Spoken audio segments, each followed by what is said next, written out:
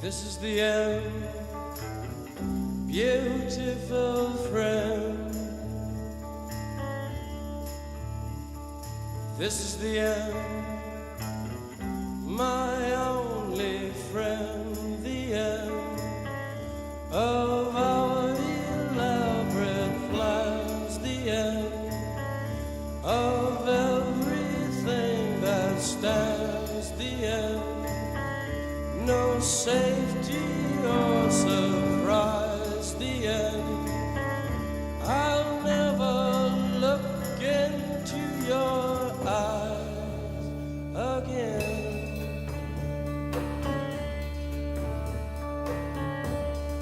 Can you picture what will be? So limitless and free.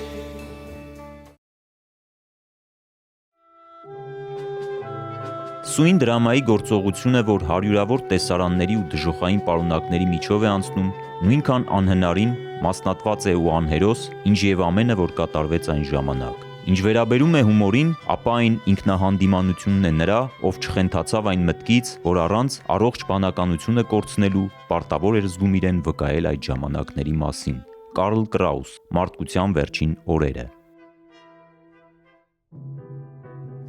Իր մասշտաբային 137 աշխարհագրական տեղանքներում սփռված եւ 1114 գործողանց ունեցող Մարդկության վերջին օրերը դրամայում ավստրիացի գրող Կարլ Կրաուսը մեջբերում ու տեսարանների է վերածում իր լսած ամենատարբեր անհավատալի թվացող ու աբսուրդ, սահմռկեցուցիչ ու գրոտեսկային երկխոսություններ, դատողություններ, տեսակետներ պատերազմի մասին, որ լսել կամ կարդացել է մամուլում, եւ այդ առանձին զրույցներն ու տեսարանները, որ ներկայացվում են անկապակից կերպով եւ որոնց միավորողը պատերազմն է, ներկայացնում են մասշտաբային, սոսկալի, աբսուրդ, ահեղ ու ապոկալիպտիկ մի իրադարձություն, որ ոչ մի ամբողջության չի ենթարկվում այն պատճառով, որ պատերազմը իր էությամբ մասնատում է նշանակում։ Թունավոր ծաղրի վարպետն ինչպես Ստեֆան Ցվեգն է անվանում Կրաուսին, սատիրայի միջոցով պատերազմից հեռու գտնվողների, լրագրողների, պետական ու զինվորական բարձրաստիճան պաշտոնյաների եւ այլոց պատերազմի մակերեսային ընկալումն է ցույց տալիս։ Ինչպես հեղինակն է պրոլոգում նշում, Մարսյան թատրոնում բեմադրելու համար գրված եւ գործողության 10-օրյա տևողությամբ այս պիեսի 220 տեսարաններից մեկը ներկայացնում է մեռնող զինվորի գլխավերևում կանգնած երկու ֆոտոլրագրողների երկխոսություն,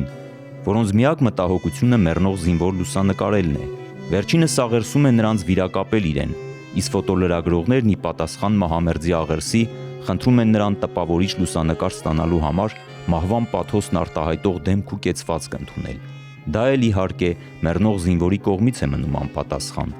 քանի որ վերջինս միայն իր կյանքի ու իր ցավի մասին է մտածում։ Այս տեսարանում Կրաուսը ցույց է տալիս ավելի շուտ ինքն իր, քան մարդկային ցավի մասին մտահոգվող արվեստի ողջ աննպատակայնությունը, անիմաստությունն ու անհեթեթ կեցվածքը։ Թեև առհասարակ հարց է, պատերազմների անմարդկային էությունը պատկերող ու վերհանող ճշմարիտ արվեստն էլ իր հերթին որևէ դեր խաղացել է, կամ երբևէ կխաղա արդյոք մարդկությանը կարեկցանքի միջոցով մաքրագործելու եւ մոլորակի վրա որևէ պատերազմ կանխելու գործում։ Պատերազմի թեմայով ինձ վրա մեծ տպավորություն թողած գործերից իհարկե Բրեխտի Կուրաժ մայրիկը բացառիկ ստեղծագործությունը 39-ին գրված կուզենայի հատկապես շեշտվի դա, որտեղ 39-ին պատերազմը դեռ չկար։ Իսկ նրա հերոսներից մեկը Կատրինը բարձրանում է կտուր եւ զանգ է հնչեցնում բոլորին, արթնացեք, որովհետեւ շուտով հարձակվելու են 39-ին։ Դա նշանակում է մեծագույն ծառայություն մարդկությանը եվրոպական, թեև մեկ է պատերազմը դրանով չընդհատվեց, պատերազմը նախապատրաստվել էր, պիտի անպայման տեղի ունենար։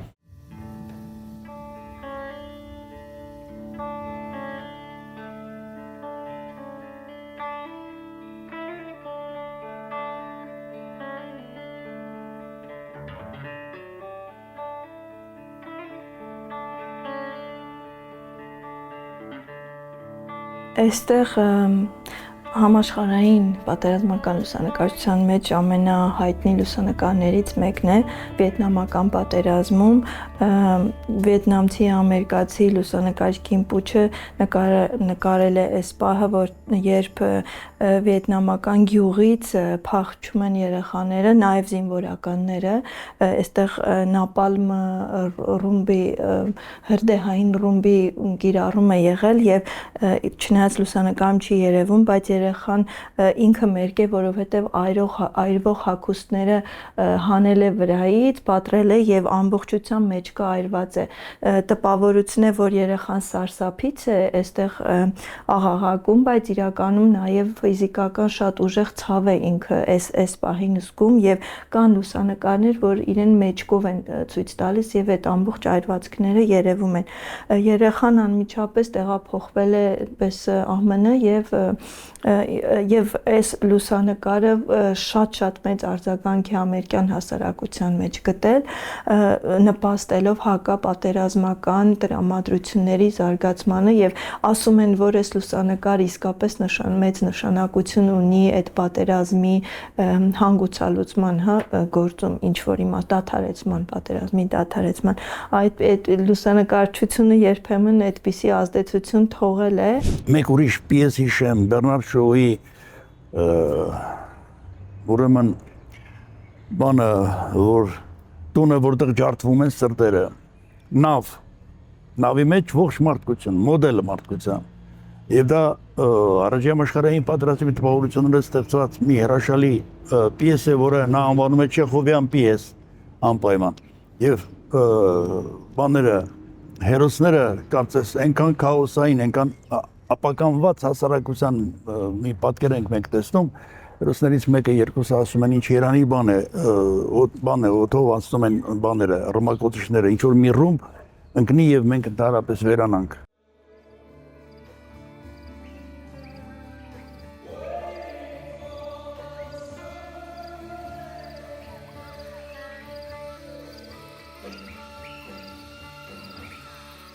Տեսեք այդ լուսանկարը, ասեցի, որ արդեն ահռելի մեծ տարածում է ամբողջ աշխարհում գտել եւ այստեղ ստորագրել են լուսանկարիչը եւ աղջիկը, որ մինչև հիմա մեդիաների ուշադրության կենտրոնում է։ Ինքը երկար տարիներ անց սկսեց մեջքի այդ այրվածքների բուժումը եւ դա նույնպես մեդիայի ուշադրության կենտրոնում էր։ Ինքը լուսանկարը Թրամփի կողմից մրցանակի արժանացած լուսանկար է, այո, եւ իհարկե այդ լուսանկարին 2004 թվականին անդրադարձավ Բանկսին, շատ հայտնի արվեստագետ, եւ Բանկսին հայտնի է, որ նա, այսինքն փողոցային պատկերազարդումներով, բայց բացառության կարգով սա տպագրված օրինակներ էին, որ թողարկվել էր մի որոշակի քանակի ստորագրությամբ եւ նաեւ առանց ստորագրության եւ երկու տարբերակով այստեղ այս երկու ամերիկյան հայտնի կերպարները, մուլտհերոսները նարնջագույն հագուստներով են, այդ ավելի ուրախ տպավորություն է թողնում նկարից եւ այս կոչվում է զգացում, որի դեմ չեմ կարող պայքարել, այդպես է կոչվում այս աշխատանքը եւ կա նաեւ մի տարբերակ, որտեղ այստեղ արյան հետքեր են, այսինքն եւս մի այդպիսի տարբերակ գոյություն ունի։ Սա ասեմ, որ այս աշխատանքները մեծ կոմերցիոն հաջողություն ունեցող աշխատանքներ են եւ այս պատկերը հիմա վաճառվում է ամենուր, ինքը համակարգչի մկնիկի այդ գորգիկից սկսված մինչեւ ինտերիեր դիզայնի մի մաս համարվող պատկեր է։ Ես ուղղակի ուզում եմ ցույց տալ ոնց է նկարը պատկերը կարող իմաստափոխվել, այլ նշանակություններ ձեռք բերել, այդ թվում նաև կոմերցիոն։ Դժվար է պատերազմի մասին ավելի սրտաշարժ ու հուզիչ ստեղծագործություն գտնել, քան Ակիյուկի Նոսակայի լուսատիկների գերեզմանոցը պատմվածքի հիման վրա Իսաո Տակահատայի անիմացիոն ֆիլմ է, որը ցույց է տալիս պատերազմը մանուկների աշխարհի կատարյալ փլուզման միջոցով։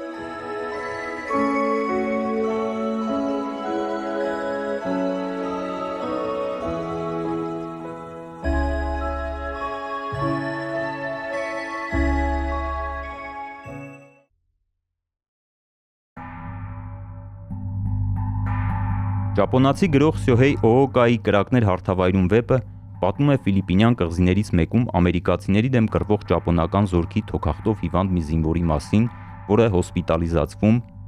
բայց բուժում չստանալով նորից ետ է ուղարկվում ու որպես անպետ զինվոր վտարվում է զորամասից, միայնակ դեգերելով ջունգլիներում։ Օոկան ցույց է տալիս, թե ինչպես է պատերազմն ու սովը նվաստացնում մարդուն, նետելով նրան կենդանական ամենաստորին բնազդների ամենախոր ու մթին անդունդները, դրդելով անգամ մարդակերության։ Վեպը կարելի է ասել պատերազմի եւ մարդկային գիտակցության հարաբերության մասին է։ Օոկայի հերոսի քաղցից թուլացած գիտակցությունը նեխող դիակների տեսարանները վերածում է մղձավանջային տեսիլքների, որոնք դժվար է զատել իրականությունից։ Օոկան ցույց է տալիս նաեւ, թե ինչպես է իրականությունը հետապնդում մարդուն։ Վեպում առանցքային է ֆիլիպինցի անմեղ կնոջ սպանության դեպքը զինվորի կողմից, որից հետո հերոսն իր զենքը ջուրն է գցում ու ինչպես ջունգլիներում ու սեփական մղձավանջներում խճողվում նաև Դոստոևսկու ու նրա էկզիստենցիալիստ հետևորդներից ոմանց Կամյուի կամ Անդրե Ժիդի հերոսների ոգով գործած անմոտիվ սպանության շուրջ խորհրդածությունների բավիղներում։ Օոկայի վեպի վերջում հերոսը հայտնվում է հոգեբուժարանում, ասես պատկերավորելու համար միտքը, թե պատերազմական առհավիճների բովով անցած, պատերազմի սարսափներն ապրած մարդու միակ տեղը խենթանոցն է։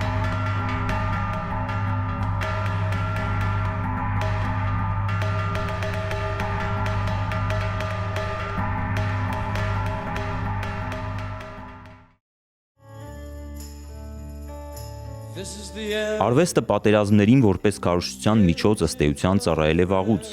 իսկ 19-րդ դարից սկսած այդ քարոզչությանը միացան նաև արվեստի նոր ձևերը։ Լուսանկարչությունը, ինչպես Սյուզեն Զոնթագն է իր «Ուրիշի ցավը» հայելի սեսեում ցույց տալիս Ռոջեր Ֆենտոնի լուսանկարչության օրինակով, 20-րդ դարում այդ քարոզչությանը միացավ կինոն, ինչպես Հիտլերից մինչև Կալիգարի գրքում Զիգֆրիդ Կրակաուերն է ցույց տալիս գերմանական էքսպրեսիոնիզմի կինոյի օրինակով, մինչդեռ 21-րդ դարում արդեն այդ քարոզչության մեջ արվեստն իր տեղը կարծես թե նորագույն տեխնոլոգիաներին է սկսում զիջել։ Never look into your eyes again. Երկրորդ համաշխարհային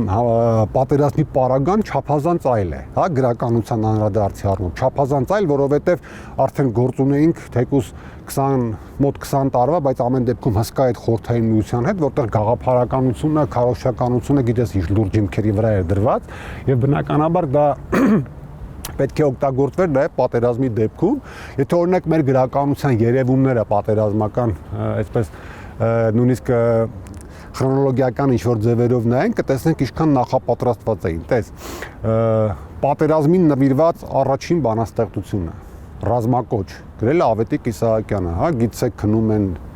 գետերն ու քամի, սակայն չի քնում երբեք թշնամին, այսինքն հենց նույն օրը գրված բանաստեղծություն, ընդ որում որպեսզի դու ընթացքը պատկերացնես,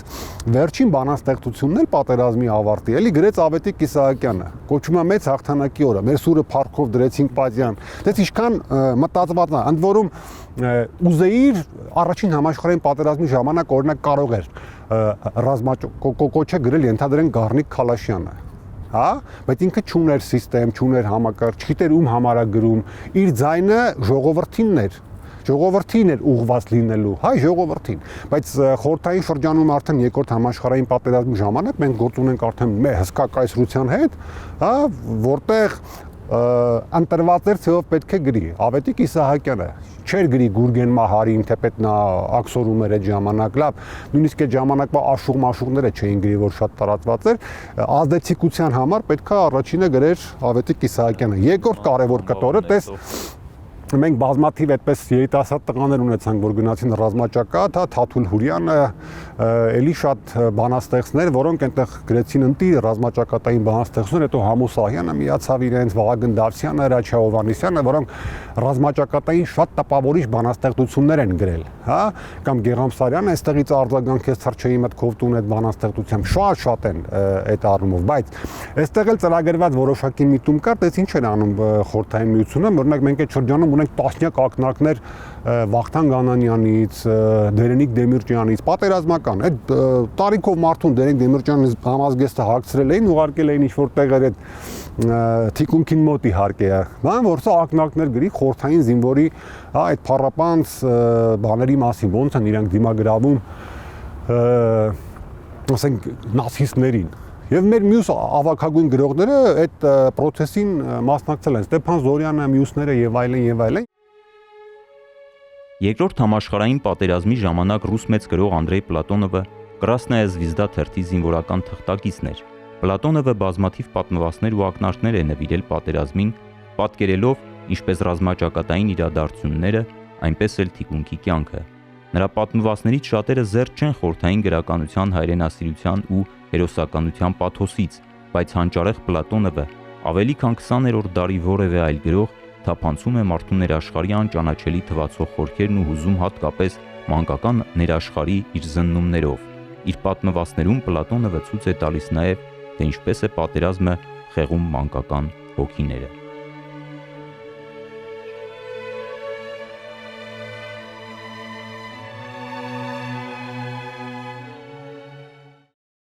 Գիտես, տարբերակում են, կա երկրորդ համաշխարհային պատերազմ, կա հայրենական մեծ պատերազմ։ Սա էլի գաղափարական տարբերակում է, որը գրականության վրա իր ազդեցությունը պետք է թողներ։ Ես այստեղ մի քիչ առաջին նայածքից աբսուրդ է համարել պատերազմական գրականություն, բայց այս ընթացքում ես երկու կտոր կա, հատույթ կա, որ հակված եմ դիտարկել որպես պատերազմական գրականություն։ Առաջին, Ռաֆու գրական ժառանգության կրկին տպագրելու թույլտվություններ Հայաստանում, որովհետև մինչև 40 թիվը կատեգորիկ արգելված էր, հենց այդ պատերազմի վտանգը տեսան, այդ ոգին բարձրացնելու համար, այսինքն քարոզչական լրիվ Սամվելով, այնտեղ Դավիթ Բեկով, Վանով ստեցին տպագրել, ավելին Դավիթ Բեկը Համոկ Բեկնազարյանը ֆիլմ նկարեց նույնիսկ, չէ։ Երկրորդը արդեն կոնկրետ հանրարարականներով Դերնիկ Դեմիրճյանի Վարդանանքը, որ այսօր ահռելի վեպ է, չէ, որ ուզենաս մի 5 տարում հազիվ կարդաս, այդ մարդը մի տարում կարծեմ գրեց, չէ, Պարփ Թագավորը Ստեփան Զորյանի, սրանք յուրովի պատերազմական գրականություններ են, պատերազմական այդ շրջանի արդեն այդ տեխնոլոգիաների ամենակարևոր կետի քարոզչականության ոգու բարձրացման իրացմամբ։ Ֆրանչեսկո Ռոզիի «Մարդիկ ընդդեմ» ֆիլմը թերևս լավագույնս է բացահայտում պատերազմական դաժանության ողջ էությունը, հասցնելով այն աբսուրդի։ Գեներալն ու ռազմական ղեկավարությունը սեփական զինվորներին իբրև թե կարգապահության նկատառումներով եւ անհեռատես, անխելամիտ ու հիմար կերպով անտարակուսելի մահվանն ընդառաջ ուղարկելու, իբրև թե դասալեկության համար, աննշան կարգազանցությունների կամ անուշադրության համար, իբրև պատիժ, հանգիստ պահանջելու համար ընդվզող զինվորներից յուրաքանչյուր 10-ին գնդակահարելու եւ վերջապես ողջ զորքին անհարմարավետ դիրքից գրոհի անցնելու, այսինքն անտարակուսելի մահվան ընդառաջ ուղարկելու հրամաններով, իսկ մարտից հետո ողջ մնացած վիրավորներին բժշկական եզրակացությունների արդյունքում իբրև թե մարտի դաշտից փախչելու դիտավորությամբ ինքնավիրավորման համար զինվորական դատարանի առջև կանգնեցնելու կամ մահվան դատապարտելու վճռի կանխորոշմամբ կերպավորում են պատերազմի դեմքը, դրա ողջ անմարդկայնությունը, անմիտ դաժանությունն ու անգթությունը, մարդու խոցելիությունը մահվան ու նրան սպանելու իրավունք իրեն վերապահող իր նմանի հանդեպ։ Ռոզիի ֆիլմում թշնամին նույնիսկ էական էլ չէ, կարելի է ասել աներևույթ է, չկա, անտեսանելի է ու անդեմ։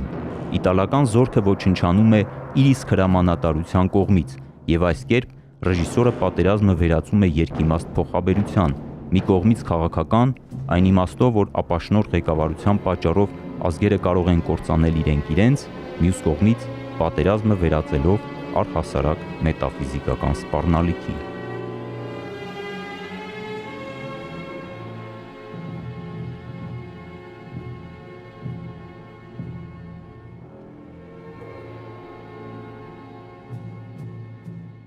Գերմանացի գրող Էրնստ Յունգերը, մեծ գրող, պատերազմի մասին երևի թե 20-րդ դարի ամենակարևոր հեղինակներից մեկն է, որը ոչ միայն նկարագրել է պատերազմի էությունը, այլ նաև ինչ-որ առումով ստեղծել է պատերազմի մասին տեսություն, կարելի է այսպես ասել, պատերազմը որպես մաքրագործման ու նոր անհատի ձևավորման միակ ճանապարհ, նույնիսկ բացի իր ամենահայտնի պատերազմական գործը, որը կոչվում է Պողպատե փոթորիկների մեջ, այնտեղ նա նկարագրում առաջիններից մեկն է ամբողջ Եվրոպայում, ով նկարագրում է դիրքային պատերազմը, առաջին համաշխարհային պատերազմի, ու ինքը լինելով հենց գրոհային խմբի ջոկատի հրամանատար, ինքը հենց առաջիններից էր, ով մարտի մեջ էր մտնում ու 14 անգամ վիրավորում է ստացել պատերազմի ընթացքում։ Վերջինը շատ ուժեղ վիրավորում էր թոքերի շրջանում ու դրանից հետո արդեն հոսպիտալացվում է ու չի մասնակցում պատերազմին, բայց մինչև համարյա պատերազմի վերջ 18 թվական մասնակցում է ու ամենաթեժ կռիվներին է կետերում է հայտնվում։ Պատերազմի սարսափի հետ զուգահեռ դու ընթերցողը նաև տեսնում է ինչ որ առումով պատերազմի հոմերոսյան ընկալում եւ միակ ճանապարհը հերոսությունն է, այդ մահի դեմ հանդիպան հայտնվելն է, որ կարող է ժամանակակից մարդուն ինչ որ առումով մարդ պահել ու մարդ դարձնել, բայց ինչն է հետաքրքիր, որ նա միայն ֆիզիկական պատերազմը չէր դիտարկում որպես մարդու ազատագրման, մարդու ինքնուրույնության ձև, այլ նաև ներքին պատերազմը եւ հետաքրքիր է իր որդին, երբ երկրորդ համաշխարհի ժամանակ իր որդին էր պատերազմին մասնակցում եւ 44 թվականին զոհվում է ու դրանից հետո ինքը իր վերաբերմունքը պատերազմի մասին աստիճանաբար սկսում է փոխել, ավելի շատ ուղղելով իր հայացքը ներքին պատերազմին, որը մարդը պետք է մղի ինքն իր դեմ իր ազատության համար։ Այստեղ ադրբեջանցի մի արվեստագետ Գունդուզ Աղաև, եթե չեմ սխալվում, ինքը նույնպես աշխատում է այս պատկերի հետ, այսպես փորձեմ համադրել, տեսնենք։ Տեսեք, այստեղ իմաստափոխում է տխուր կամ ասենք ողբերգական կերպարը ավելի տենց ուրախ կերպարի, որտեղ զինվորները խրտվիլակների տեսքով են եւ փախչող երեխաները այդպես ուրախ եւ իհարկե այստեղ ազատության արձանը նույնպես խորհրդանշական է, որոշակի դիրքորոշում է, հա, հայտնում արվեստագետի, եւս մեկ անդրադարձ Ալժիր արվեստագետի, որ փղոսկրից, կարծեմ փղոսկրից ստեղծված քանդակ է, որ նույնպես էլի այս աղջկան է պատկերում եւ էլի աշխարհով մեկ այս քանդակը պտտվում է, ցուցադրվում է։ Ջիլլի Պոնտեկորվոյի «Պայքար Ալժիրի» համար ֆիլմը պատկերում է ալժիրցիների ահաբեկչական գործողությունները Ալժիրում տեղակայված ֆրանսիական զինվորականության, ոստիկանության եւ քաղաքացիների դեմ։ Ռեժիսորը ցույց է տալիս, թե ինչպես են նույնիսկ արդարացի պատերազմների տեսության մեջ ներառվող ազատագրական պատերազմներն անմեղ զոհեր պահանջում։ Մարդիկ, ովքեր իրենց կյանքով են հատուցում ընդամենն այս կամ այն տեղում, այս կամ այն ժամին գտնվելու պատահականության համար։ Փոխադարձ հաշվեհարդարներով ու քաղաքային ահաբեկչությամբ մղվող պատերազմը դառնում է կենսակերպ։ Այս գեղարվեստական բարձրաժեք ֆիլմը, որ նկարահանված է Ալժիրյան պատերազմում ազատագրական պայքարի առաջնորդներից մեկի Սաադի Յասեֆի գրքի հիման վրա, որը ֆիլմում հենց պարագլխի դերն էլ տանում է, վավերականության մեծ տպավորություն է թողնում։ Հետաքրքիր է, որ ֆրանսիական կողմը գլխավորող գնդապետի դերակատար Ժան Մարտենը 1960 թվականին 121-ի հռչակագիրն ստորագրած այն ֆրանսիացի մտավորականներից է եղել, ովքեր ֆրանսիական իշխանություններին Ալժիրյան պատերազմը օրինավոր ազգային ազատագրական պայքար ճանաչելու կոչ էին անում։ Ընդհանուր առմամբ մեր գրականությունը Արցախյան առաջի պատերազմի ընթացքում շատ ճիշտ էր դիրքավորվել, իհարկե ընթացիկ արձագանքներ եղան,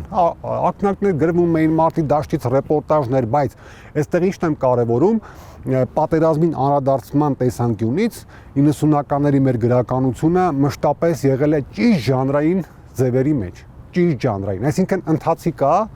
այդ պետք է ռեպորտաժներ լինեն, ակնարկներ լինեն, թիկունքից կամ ռազմաճակատից գրված ինչ-որ նյութեր լինեն, ականատեսի պատմություններ լինեն, առանց ընդհանրացնելու կամ չգիտեմ գեղարվեստականացնելու հավակնության։ Դա իսկապես սուպեր ճիշտ դիրքավորում է, որովհետև մեր գրականությունը իսկապես մարսեց պատերազմը, իսկապես փորձեց հասկանալ այդ պատճառահետևանքային կապերը եւ գրվեցին վեպեր, նախ եւ առաջ պետք է Լևոն Խեչոյանի «Սև գիրք ծանր բզեզը» առանձնացնեմ, որպես իմ կարծիքով լավագույն, իհարկե ոչ միայն իմ կարծիքով լավագույն դրսևորումը, որ այդտեղ չկար, հա, միայն մեր հաղթանակը կամ չգիտեմ, մեր առաջ չարածը կամ դիմացինի ստորություններն ու դաժանությունը պատկերելու միտում, չէ, կար պատերազմ ուղղակի։ Եվ պատահական չի, որ եւ Լևոնի գործուն Սերգեյ Ծանրաբազովը ընդ որում նաեւ շատ լավ պատնվածներ ունի, հատկապես փոխանակումով, դաժանագույն պատնվածներ են, հա։ Մենք խնդիրը տեսնում ենք ոչ թե երկու կողմի այսպես բաժանության մեջ, մենք ենք հաղթում, մենք ենք պարտում, այլ պատերազմի դաժանության մեջ, որը դաժան, զզվելի, գարշելի բան է երկու կողմի համար էլ, ինքնին ինքը զզվելի բան է։ Եվ սա իսկապես շատ կարևոր դիրքավորում էր, որը մեր գրականությունը որդեգրեց, ընդհանուր ասենք մինչև դաժե քո վեպը ապուշների ուղևորությունը, հա, որ էլի յուրօրինակ պատերազմական արձակ է, բայց որդեգրած հենց այդ սկզբունքները, էլի կրակոցներ բաներ չկան, հա, գնացք, որ գնում է գժերի փոխանակում եւ այլն հոգեկան հիվանդների, բայց այդ երևույթները, որ մենք տեսնում ենք պարբերաբար, ասենք ապուշների ուղևորությունում, դրանք հենց պատերազմն են։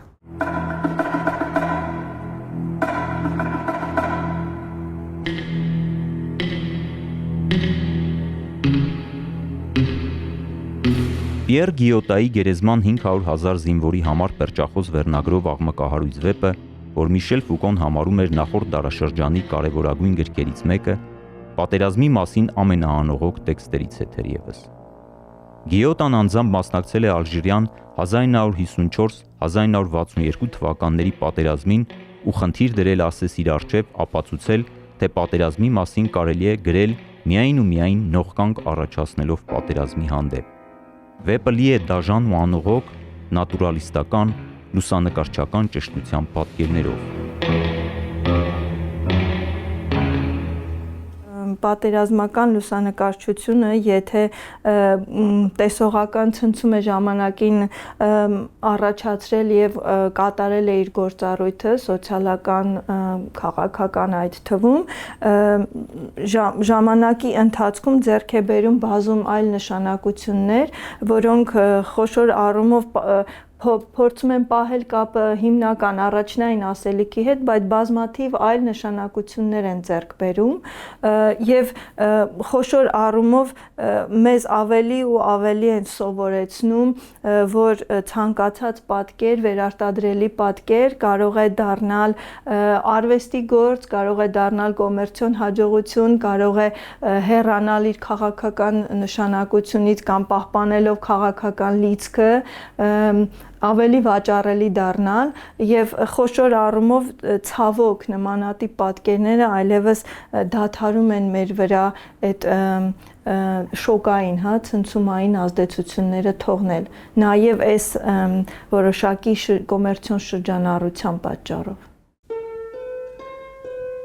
Պատերազմին նվիրված ճապոնական ֆիլմերի մեջ առանձնանում է Կոն Իտիկավայի բիրմայական տավիղ ֆիլմը։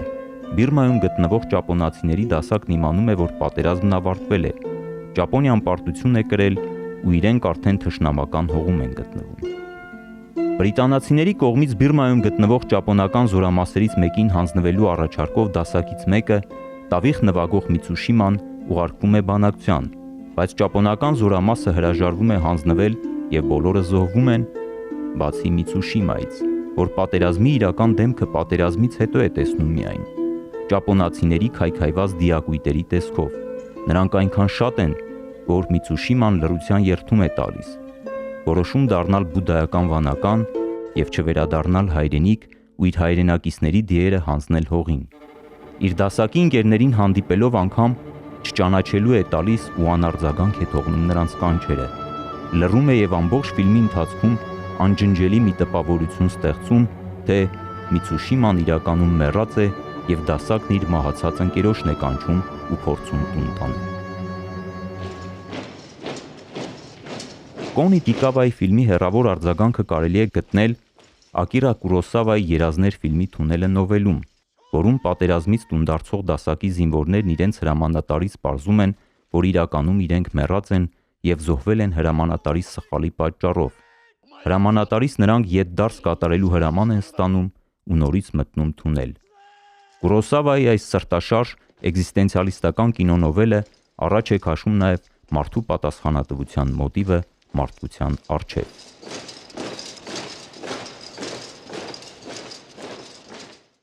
Պատերազմը շատ հետաքրքիր շերտեր ունի եւ պատերազմական լուսանկարչությունը մենք չենք ծանոթանում միայն պատերազմական գործողությունների դաշտից,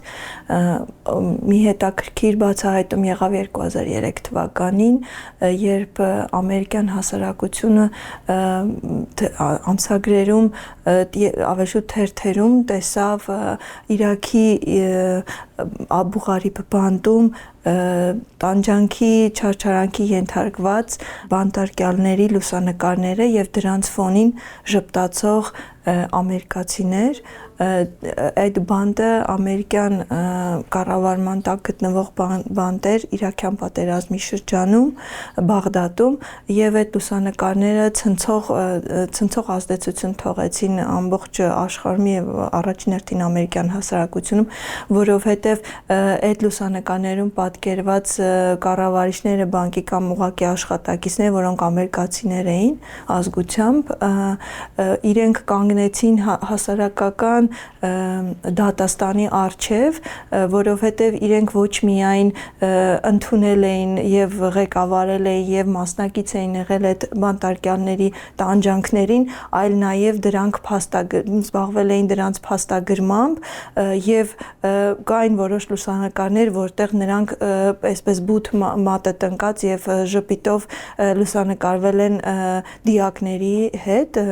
եւ չարչարանքի տարբեր տեսարաններ ամրագրված կան սիրողական խցիկներով եւ այդ անձնավորությունները կանգնեցին այդպես դատաստանի առջև, հանրային, իրենք ստիպված էին արդարանալ, ինչու են իրանք ժպտում այդ լուսանկարներում, ինչու են մասնակից եղել այդ ամբողջ սարսափելի պատմությանը։ Ինչպես է հնարավոր խոսել, ինչպես է հնարավոր մտածել խաղաղությունը որպես գոյաբանական իրողություն, որովհետև եթե նշված դիրքերից ենք մենք հանդես գալիս, ստացվում է, որ պատերազմը այսպես ակտիվ որոշակի իրողություն է, գոյություն է, իսկ խաղաղությունը ընդամենը пассив որոշակի դիրք ունի, կրավորական դիրք ունի։ Այսինքն, եթե նորից ասենք այդ միտքը, կստացվի, որ խաղաղությունը ընդամենը պատերազմի բացակայությունն է։ Հաղթանակից հետո մեկ-մեկ շատ էին, չէ՞, ասում հաղթանակը նույնիսկ չարժևորվեցավ, բայց տեսեք, ժողովուրդը ոգևորված որ հաղթանակ է, մյուսները ոգևորված որ հաղթանակ է, չէ՞, եւ մենակ մեր գրականությունն էր, որ այն գլխից ճիշտ հասկացավ, որ դա զինադադար է։ Գրականությունը ֆիքսեց, որ դա զինադադար է, եւ պատահական չի, որ Հովհաննես Երանյանի վիպակը լույս տեսավ այն զինադադար վերնագրով, որտեղ այդ տարածքներն են, այդ կյանքն է, Արցախն է եւ այլն, բայց ամենակարևոր զգուշացումը գրականության, որ սա ժամանակավոր բան է։ Ոչ թե վերջնական ինչ-որ հաղթանակի միտումով եւ Հովհաննես Երանյանի ամենատարբեր պատմվածքներ, հետո Սուսաննա Հարությունյանը շատ լավ պատմվածքներ գրեց ընթացքում, Արան Նազարեթյանը, Հովիկ Վարդումյանը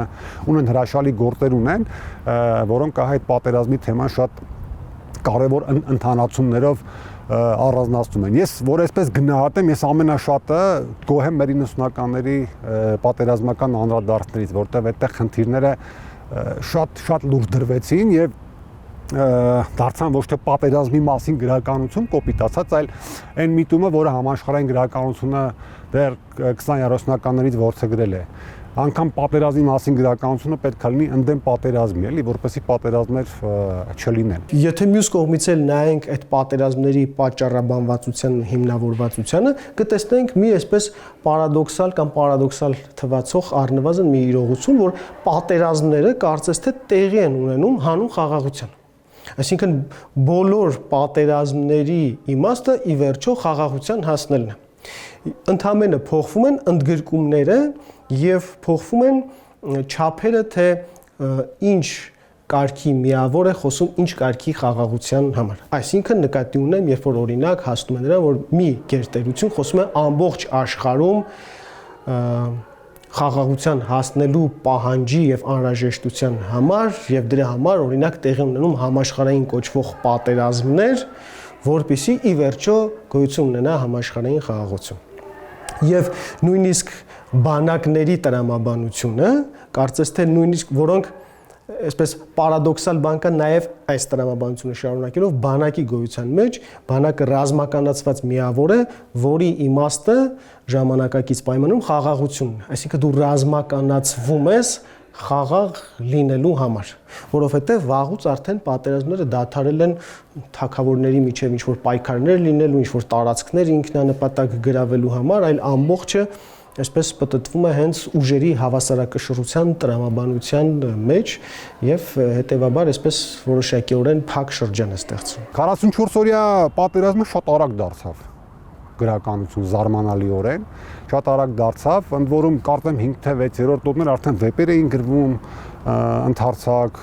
զոհված հերոսների մասին կենսագրականներ եւ այլն եւ այլն։ Դա գիտես նաեւ տեխնոլոգիաներով կարելի է բացատրել, որովհետև այդ ինտերնետը կար եւ տես այստեղ գրականությունը պետք է մի փոքր նաեւ այլ դիրքավորում ունենար, որովհետև նույն երկրորդ համաշխարհայինի ժամանակ, անգամ Արցախյանի առաջինի ժամանակ մենք երեխա ենք եղել, մենք թերթերից կարդում ենք այսպիսի բաներ, բայց այն որ այդ դաժանագույն վիդեոկադրեր կտեսնենք, հա, այն ինչ որ նկարագրված ամենադաժան բաներ մենք ռեալ կտեսնենք, դա չգիտեմ, երևակայել չէր կարելի եւ հիմա գրականությունը նաեւ յուրօրինակ մրցակցության մեջ էր մտել այդ կադրերի հետ։ Ինչ պատմես, ինչ նկարագրես, որ պատերազմի դաժանությունն ավելի ցույց տա, քան այդ տելեգրամներով կամ ամենատարբեր աղբյուրներով տարածվող այդ վիդեոկադրերը։ Սա լրիվ փոխում էր իրականության վիճակը եւ սկզբնական շրջանում դիրքավորվում էին ինչ որ տխուր պատմությունների վրա, ինչ-որ ողբերգական պատմությունների վրա եւ մենք ավելի շատ այդ շրջանի գրականության մեջ ինչ էինք տեսնում, ավելի շատ այդ զոհված տղեկի, հա, նախապատերազմական կյանքը, քան բուն պատերազմը։ Ինչ երազանքներ ունեին, ինչպես էին ապրում, ինչքան էին սիրում, ինչքան էին սիրված։ Ու հանկարծ եկավ պատերազմը եւ քանդեց ամեն ինչ։ Բուն պատերազմի նկարագրությունից շատ-շատերը խուսափում էին եւ այսօր էլ խուսափում են, բայց դրան զուգահեռ կա նաև հուշագրական ահագին գրականություն ստեղծված է շրջանում, որը դեռ պետքա գեղարվեստականացվի։ Այդուհանդերձ ես պատերազմի որոշ լավ գեղարվեստականացումներ տեսել եմ, բայց այստեղ մի քիչ դիրքավորման այդուհանդերձ խնդիր կա։ Չասեմ շտապելու, չասեմ ուշացնելու, բայց այնուամենայնիվ այն ընդհանրացումները, որ կատարվում են այդ ստեղծագործություններում, ավելի շատ ոչ թե գլոբալ ընդհանրացմամբ են թելադրված, այլ այդ պահի ամենախոսուն դիսկուրսների տպավորության տակ են, օրինակ տես շատ լավ կտորներ կան պատերազմական Նորայր Սարգսյանի վեպում Հանրապետություններից երրորդը, լավ դրվագներ կան, լավ վկայագրված Գարսուի Կաղվկան վեպում։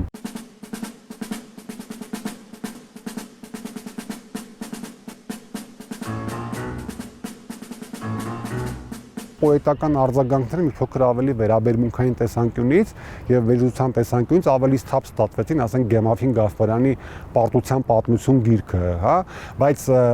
կոնցեպտուալ առումով, գաղափարականության առումով ես դեռևս չեմ համարում, որ 44-օրյան ամփոփելու, գեղարվեստականացնելու, առավել եւս գաղափարապես ինչ որ բաներով գնահատելու ժամանակը եկել է,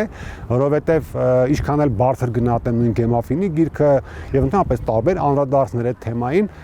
դրանց մեջ այդուհանդերձ տեսնում եմ վրիպման հավանականություն, որտեղ ինչքան էլ ժամանակները տարբեր, պատերազմների բնույթները տարբեր, բայց պատերազմին վերաբերող գրականություն ունի իր ոսկե կանոնը։ Իրեն պետք է անդրադառնաս գուցե տասնամյակներ անց, որտեվ ընդհանրացումը գրականության ճշմարտությունը այդ ժամանակ է գալիս երևի։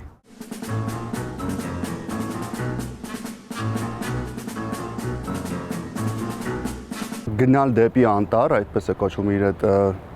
էսե կարելի ասել կամ ինչ որ վեպա նման էսե, որտեղ նա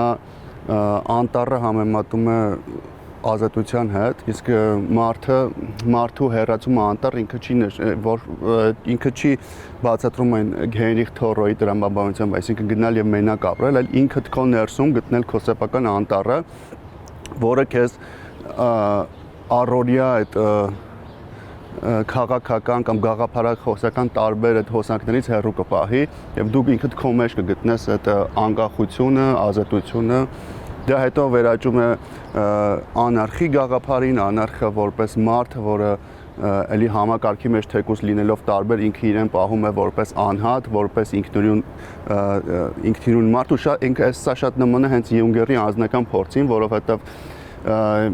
չնայած որ Հիտլերը իր վեպերը շատ էր սիրում նախնական շրջանի, նույնիսկ ուզեցել է հանդիպել եւ իր ստորագրությունը ստանալ, բայց ինչի պատճառներով չի այդ հանդիպումը տեղի ունեցել, բայց ինքը երբեք չի մտել ինչ-որ կուսակցության մեջ, երբեք իրեն միշտ հեռու է պահել ինչ-որ գաղափարական այդպես ուղիղ գծերի մեջ մտնելու գայթակղությունից եւ միշտ ինքը մի տեսակ այդպես հեռու առանձնացել մտածողի կերպար է ունեցել։ Այս առումով պատերազմը նրա համար նաեւ ինքնուրույն պատերազմ է, ինքն իր հետ մղվող պատերազմ էր, իր անձնական փորձից մինչև որդու կորոստը եւ որդու կորոստից հետո ինքն իր սեփական եսը գտնելու անվերջ փորձ։